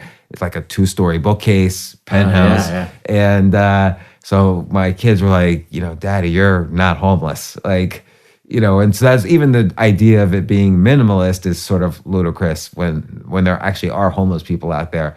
But like, what's I think one's a reality show, right? That's the most obvious one. It's like, so let's say not reality show. Because so what sets it in motion, right? There's the guy, there's the character, but what sets it in motion? Something has to. Well, there has to be. I have to have a problem, or the character has to have a problem. Or it's the other one. The other one. You start with before. So the stasis is whatever your life was before, building to the decision to like throw everything away, right? Like that's where it begins. Like, Okay. And I don't know what brought you to that moment. What brought you to the moment of throwing everything away? It's a long story. That'd have to be a separate podcast. Yeah. Oh, okay. We'll do another one. But that's the moment, right? The guy snaps and just says, "I'm selling everything, I'm giving everything away, or whatever I'm going to do. I'm going to have 15." Did you pick a number? 15? Was it a real number? Like No, it was like just you put a constraint on the number of things. yeah, no, it was just the New York Times story about it. Said I'm I had gonna go read that. 15 items. Yeah. But it's roughly that. Like I have, a couple outfits and everything has to fit in like one carry-on bag. Wow. So there are some rules. Like Yeah. there are constraints. Like I won't buy something unless I throw something else out. Yeah. So and I have no books because I have a Kindle. Right. So, but then what happens to that guy, right? Yeah, it seems like- what gets you through the season? Yeah. Season 1, right? What's the arc of that season? We should do this. We should brainstorm on this because there's got to be something. Maybe I don't know. All right, think about it. Yeah, right. 'Cause Homework there's- assignment. Yeah, no, that because I've realized something about myself over the years. It's like I'm not very good like on the spot, but I'm the type that like an hour later I'm driving down the road and I think, oh, I should have said that to that guy. Like when someone insults you, and I always think of the good comeback like a day later. You know what I mean? Usually I'm pretty good, but when it comes to like this one thing, I'm having a hard time. I can't get through it because maybe there is no. Maybe it's just interesting, like an anecdote, but it's not an interesting storyline. There's no story there. I was thinking he could be, working as a shelving books in a bookstore and no one knows. And he's always like solving people's problems, in some weird way. But then still like it doesn't write itself. Like some TV formats, like even Silicon Valley, not that it writes itself, but I feel like you said, what happens the next day after he wins the TechCrunch thing? Okay, we know all the venture capitalists will be calling. They're going to go into a feeding frenzy where they'll do ridiculous things to, convince them to get money. Then something bad will happen where they're no longer able to get money and, kind of works its way through. But that's still right. But then they still get the thing I noticed about TV because I always thought like, oh, and then the rest of it just happens. Like no, like they sit there and sweat bullets for weeks with a team of people. Imagine so the situation you just mentioned. Okay, this is the deal. Blah blah blah.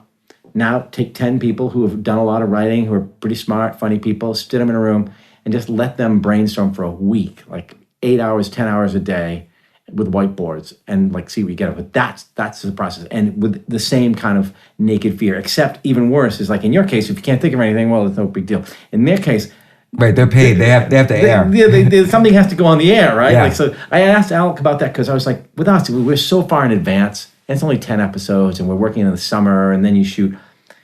We're going to be fine. With Seinfeld, they would be at like literally at the brink, like the night before, and they would rip the whole thing up or it would all fall apart. Like they really were going almost live. Like in that terror of not knowing, like, shit, man, we got to have something. And it's like Thursday, Yeah. Like they really lived with that deadline pressure, which, and he also said to me once, he said like, that's why they're not all that good. Like they're not all good. They're not all equally good. Some of the shows we did weren't that good. Like we knew it. Like we just sorry. It's Although Larry David, who at least for the first 6, 7 seasons, I don't know how many seasons, he had interesting.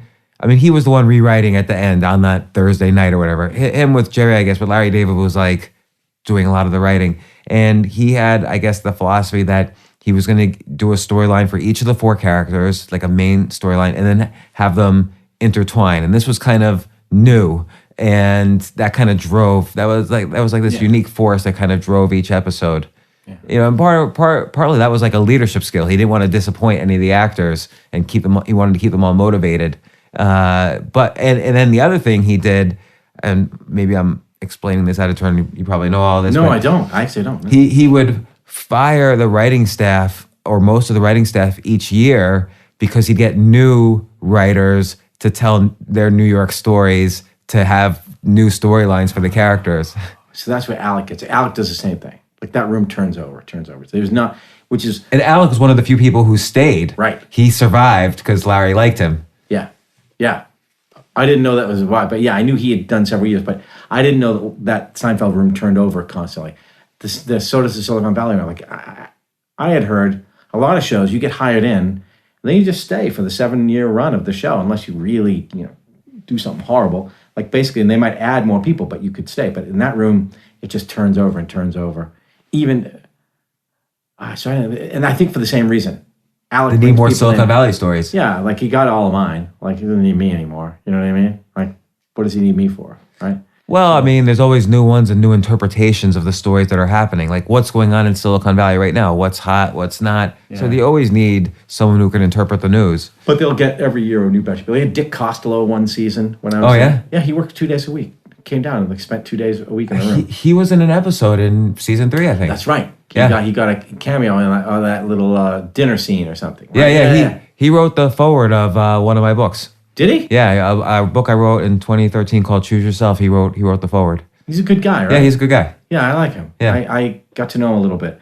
And He's a funny guy too. He went to I'll tell you a little story that I think he either told me or no, he told it in a speech. He was in Second City, the improv group. Oh, yeah. And there was once a reunion of all the Second City guys. So he runs into Steve Carell, who's from The Office and so on. And they're all saying what they're doing. Of course, Steve Carell's doing The Office. He's done many things. He's done many movies. And Dick Costello's like, well, I'm the CEO of Twitter. And Steve puts his hand on Dick's shoulder and says, I'm sorry it didn't work out for you. Because he wasn't succeeding as an improv comedian. Yeah. Oh, well. Yeah. So- It's a good consolation prize. Yeah, Right? yeah.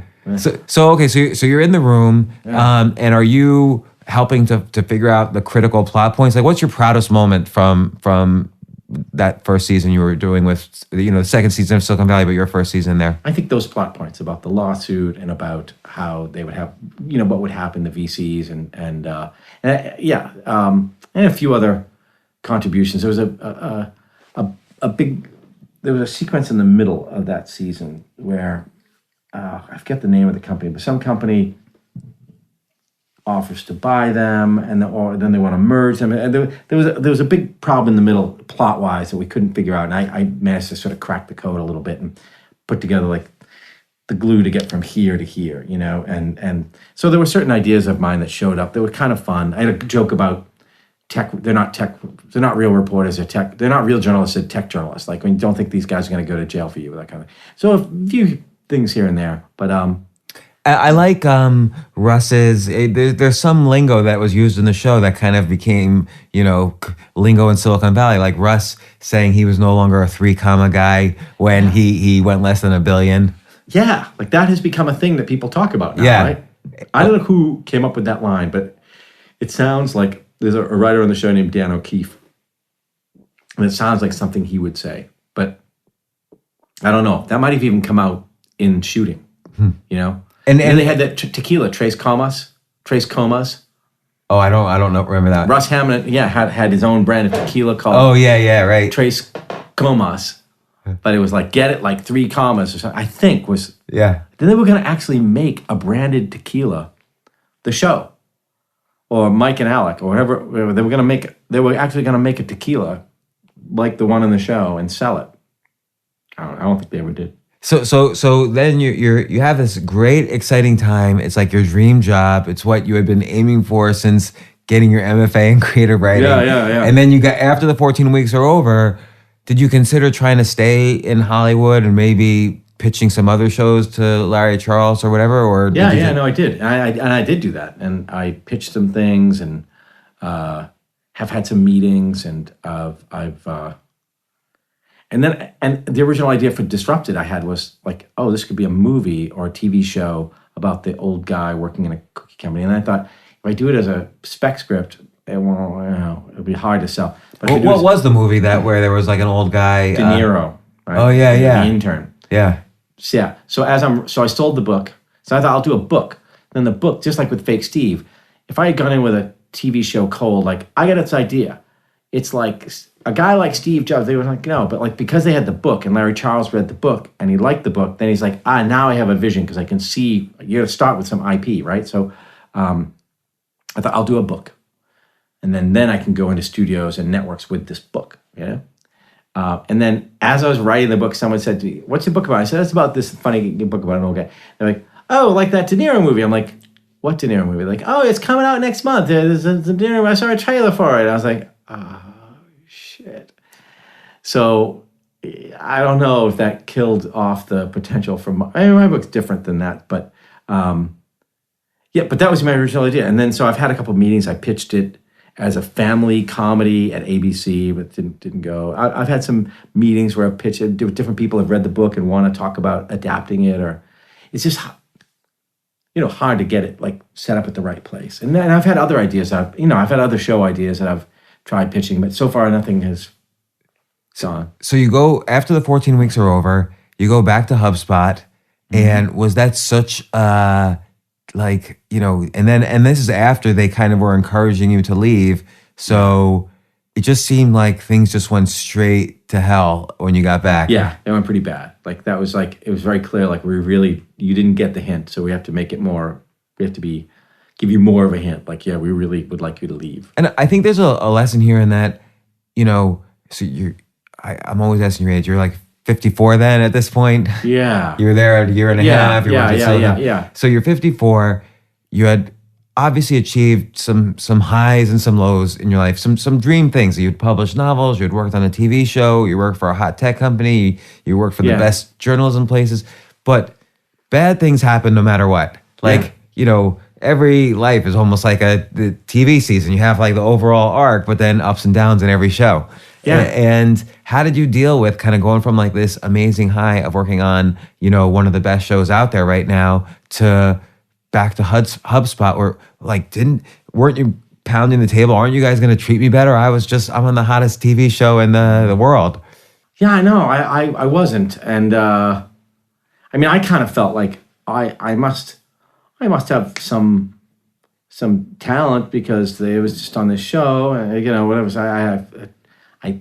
But no, like it's just, I went back and it was like really, really, no, you're like failing, you suck, you can't even do this. Like I was like supposed to put together a podcast, and it was like completely, the boss I had was just telling me like, you suck, you're not even doing this, you're failing, you're not going to make it here, this is only for the best. Did you fight back and say, look, I just put together the best TV show in the world, and now you're telling me I can't even be like a gopher on a podcast? I didn't know. Like, it's like it's funny, like that kind of abuse, you sort of internalize it and start to believe it. Like it starts to get like, okay, maybe like I really a Stockholm syndrome type of thing. Maybe I really do suck. Maybe this guy's right. Like I'm totally failing. I keep trying, and I'm trying to make a go of it. And it's very, very destructive. It really is very, very. I mean, there was part of me that thought like, this is unfair, but it was more just like, whether it's logical or not, this guy wants me to leave. Like he wants me to go. And finally, I did pull him aside and said, "Look, I don't know why you're writing like this. I'm looking as far as I can to get another job. I will get out of here as fast as I can. Okay, I promise you, right? And but just lay off me. You don't have to ride me. Like the message got through. I get it. You want me out of here. I will leave. Just give me a few weeks to find a job and just get off my back, And then that didn't last long. He sort of said he would, but like it was just toxic. And he and I had been friends, So it was weirder. It was a weird psychological. Yeah. Well, I think at this time to kind of set the scene, HubSpot was getting closer and closer to an IPO. They had filed their financials, and so probably everyone was kind of jockeying for position. Nobody wanted to be let go right then before the IPO. Yeah, and everybody was stressed out. It was a very stressful time, and I think he had stress from his boss, and I think they were really wanted to get through that IPO, and I kind of wanted to just hang out and at least be there for the IPO, which I think was October or November of. What year would that? 2014, I guess. And who uses their product? Because I've never met anyone who uses their product. It's kind of like a Salesforce sort of product, right? Yeah, it's marketing automation. So it's mostly small businesses, small companies. And they keep track of customers who shop in their store. Yeah. Send them emails. And you can write a blog, and you can track who visits the blog, and you can create a call to an offer. Like you can create an ebook, and then you might have a blog post about the blog post might be 7 tips for making a great podcast, right? And you read it. And then it says, Want to learn more? Download our free ebook, Everything You Need to Know About Making a Podcast. And you click on it, and to get the ebook, you have to give them your email address.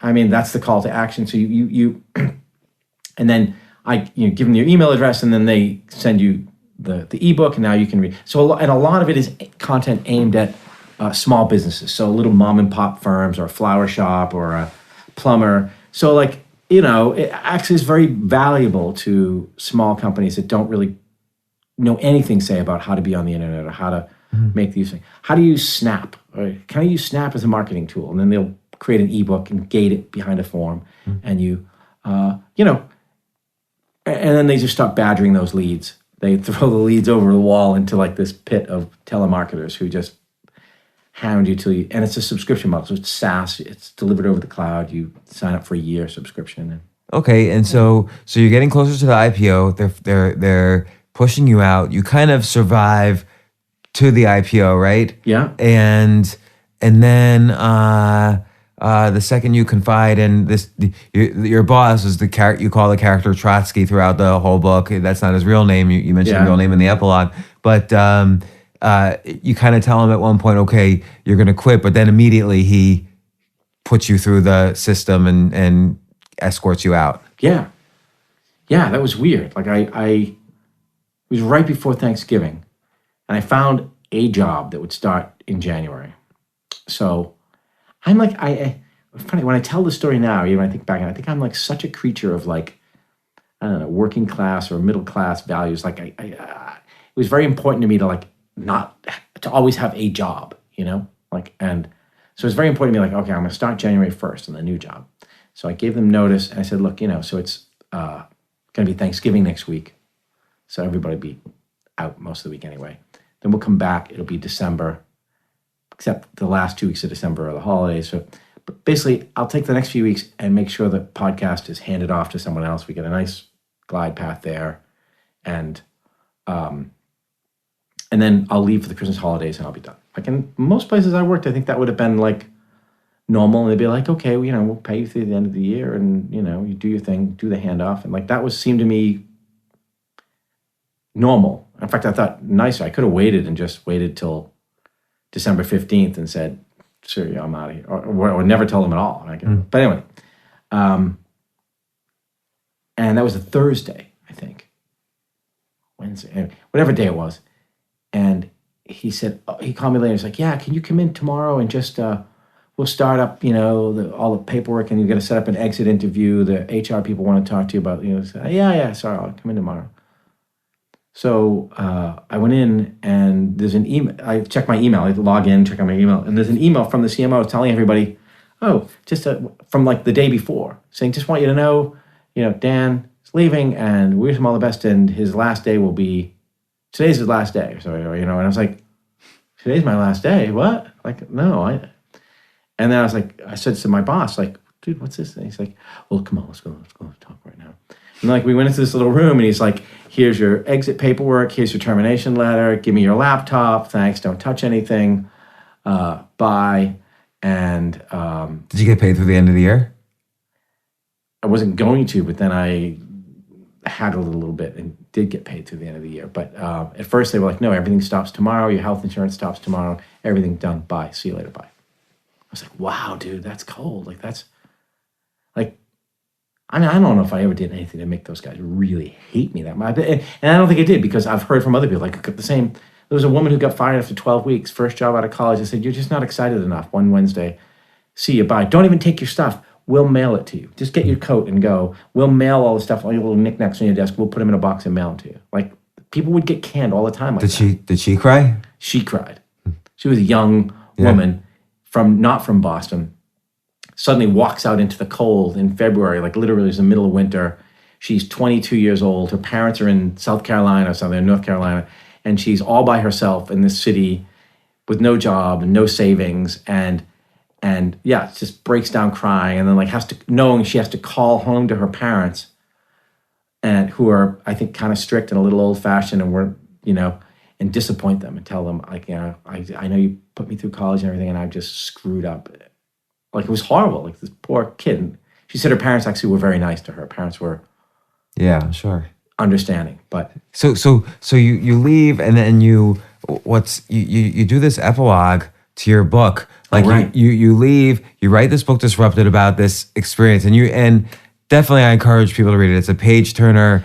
You could read it in like a couple of days, and so much stuff happened to you. But the epilogue was fascinating. Apparently, they tried to like hack into your emails to find the book, and people got fired at the highest C levels.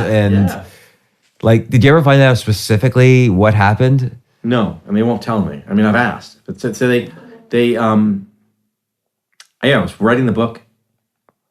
At one point, I got an email from the CEO asking me, what's the book about? And I told him, said blah, blah, blah. I went back and forth. And then he went dark. Then a month later, I'm at my desk one day at the end of the day, and someone sends me a link.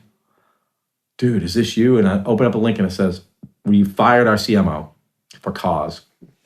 We sanctioned our CEO. And this other guy who'd been my boss, VP guy, resigned before we could decide whether to turn it. And I was like, wow, that's harsh. Like, they actually included him in the press release, even though he'd already left. And the investigation must have been at a high, I mean, the FBI was mentioned. Like, right. No, so they said, we've turned this all over to law enforcement. We've conducted our own internal investigation with a law firm, determined this is what we need to do. So these guys are gone. It was efforts to obtain the manuscript for a book. And they didn't say who, and I think it's got to be me.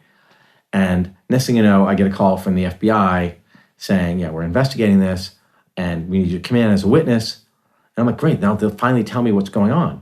But the FBI won't tell me, and the assistant U.S. attorney won't tell me. They asked me a million questions, and I answered them all. And then I did a FOIA request, and I got some documents, and heavily redacted, though. But basically, there was more than that. There was some sort of conspiracy to extort me or extort the publisher. They were going to try to get dirt on someone and then say, if you don't kill this book, we'll release these compromising stuff, right? But I never had any blackmail threat. The publisher swears he never had any blackmail threat. So it might have just been they were thinking about it. How did this even start? Like, how did anyone know there was something bad going on? Like, who? That's the other thing. I don't know. Apparently, I think someone internally found out about it and ratted them out to the general counsel. So there was a whistleblower. I think so. And the whistleblower, and then also according to the FBI docs, there was some kind of a John Doe lawsuit filed in California that they thought, it says, which HubSpot people thought might be related to the extortion attempts. Like, they were trying to extort someone in California. I don't know. Like, you can't really, even reading these things, and I should go back and look at them with fresh eyes, but I poured through these things. I could never piece together what had happened. Now, the thing that drives me crazy is HubSpot commissioned this a full report by a law firm, and they have it. The board members all have it. They could just give me a copy, so I'd at least know. Like, did they hack my computers? Did they break into my house? I don't know what they did. Now, it may be, one lawyer suggested to me, it may be that really the reason the whole thing was dropped is they talked about doing all these things and sort of started doing some stuff and then got caught. And so nothing really happened. So there's nothing to worry about, which maybe is the case. But I don't know if they would then fire everyone. Right, yeah. What's even, or are they guilty of? Like, conspiracy to maybe do something? Like, I don't know. Yeah, right? So I don't know. So I've never been able to figure out what they did, but it was very scary in the sense that, like, I was writing this book about them being a bunch of goofballs with a kooky culture and, talking about changing the world. I never thought they were like really, really dangerous bad guys. Then I started thinking maybe they are, I don't know. Right? Well, there's that kind of money involved. I mean, the founders went from having whatever money they had to, 100 million more. So it's a lot. They don't want to be, and they had tens of thousands of customers. They didn't, things get dangerous. Well, I think also there were... Why don't you go back to Silicon Valley and now you have a whole story with that? Right, exactly, right? The guy getting hacked. That's not a bad idea. But there was also...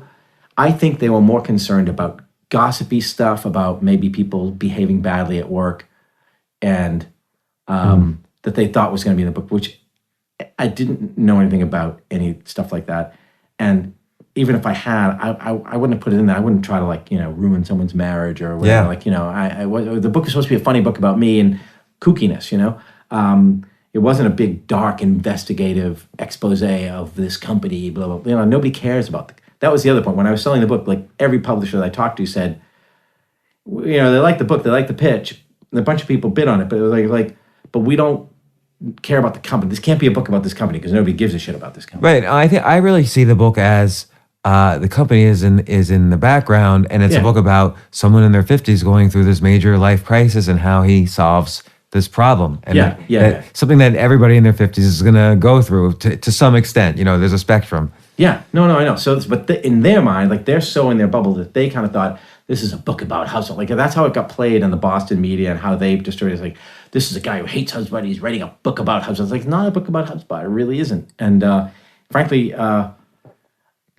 after the book came out, then of course other people got in touch with me, and I have heard some things, and I thought, oh, I wonder if they thought I knew that. Because if they thought I knew that, and if they thought that might be in a book, that probably would have scared them. But it was things that I didn't know at the time. That now, of course, I hear about. I'm like, ooh, that was. Can you say any of them? No. Okay. Not on tape. I mean, some of it's horrific. And then, so the next summer, did you go back to Silicon Valley? Yes. While I was working on the book, I took a break, went out to LA for 4 months or 3 or 4 months, and worked again on on season 3. Was it fun? Yeah, I mean, it's kind of fun. I mean, I tell people it's a lot more fun to watch the show than to write the show, to be on the, because you just sit there doing nothing a lot. You just hang out in rooms, talking, listen to other people talk. Because imagine a business meeting with 10, 12, 14 people in it. Yeah. And you're not the main person. You're down at the other end of the table. I would sit there with Dick Costolo like this, like sometimes for a whole day. Like a whole day, just looking at each other while other people talk. And every once in a while I'd be like, Dick, was that accurate? He'd be like, yeah, no, I think that's, and they'd be like, okay, thanks, Dick, bye. Blah, blah, blah. Like just, you spend a lot of time doing nothing. And then when they were filming, were you ever there? Yeah, so a little bit. And that was really cool. I always wanted to see how a show gets made, and like the cameras in the rooms and stuff. Again, it's like, to me it was very cool. And I liked it. And so what are you doing now? I am writing another book. I have a contract to write a book. And what's it about? Workplace issues, and sort of building on some of the stuff that was in Disrupted that is not about HubSpot, but about aspects of work that I think are interesting. And I'm still trying to develop Disrupted as either a movie or a TV show, and keep having meetings about that. So, yeah. All right. Well, Dan Lyons, author of Disrupted. I highly recommend everyone read the book. I've actually read it twice now, because I read it when it first came out, and I read it in preparation of this podcast. Really? Enjoyed it both times. Second time had the epilogue. I don't think I remember reading the epilogue the first time, so it must have came out later, right? Did you have the epilogue at the epilogue was on the first book, but there was a little more in the paperback epilogue. Did you read the paperback? No, I had the when it first came out. But you know what? On Kindle, I think they've updated it now. Oh, okay. Maybe you got the updated epilogue. Yeah. Maybe. Yeah. So. Well, I highly recommend the book, and I also recommend people watch Silicon Valley. It's one of my favorite shows. So thanks very much. Thanks very much. Next time on The James Altucher Show. By the time this podcast is out, this book will be out. What if this book just doesn't do well, and you get like the worst reviews, and you've worked so hard on it. The more you work on something, the more. Here's the thing. It's funny. I've come to peace with it because I've thought about this. Listen, I would love to hit #1 New York Times bestseller, but I'm also like, if I didn't get on the list at all, how would I feel? My ego would be hurt, and I'd be sad, and I'd be frustrated. But I believe like I've become so at peace with it already either way, whatever happens. It's more important to me to get the message out than to get the result. And I haven't put my whole life into one book, where if like as an athlete, my whole life was around being a college player, making pros. And if I didn't make it, then my life was over. This isn't my whole life, one project. And I think if it doesn't hit the list or doesn't do this, like what's the lesson? I think what's the lesson is a very important mantra. Hey everyone, thanks so much for listening to this episode. I really hope you enjoyed the show. I wanted to just say thank you to everyone who has rated and reviewed this podcast on iTunes. I really enjoy reading these. It means a lot to me, and I'm grateful for your support. AI might be the most important new computer technology ever. It's storming every industry, and literally billions of dollars are being invested. So buckle up. The problem is that AI needs a lot of speed and processing power, so how do you compete without costs spiraling out of control? It's time to upgrade to the next generation of the cloud, Oracle Cloud Infrastructure, or OCI. OCI is a single platform for your infrastructure, database, application development, and AI needs. OCI has 4 to 8 times the bandwidth of other clouds, offers one consistent price instead of variable regional pricing, and of course, nobody does data better than Oracle. So now you can train your AI models at twice the speed and less than half the cost of other clouds. If you want to do more and spend less, like Uber, 8x8, and Databricks Mosaic, take a free test drive of OCI at oracle.com/advance. That's oracle.com/advance. oracle.com/advance.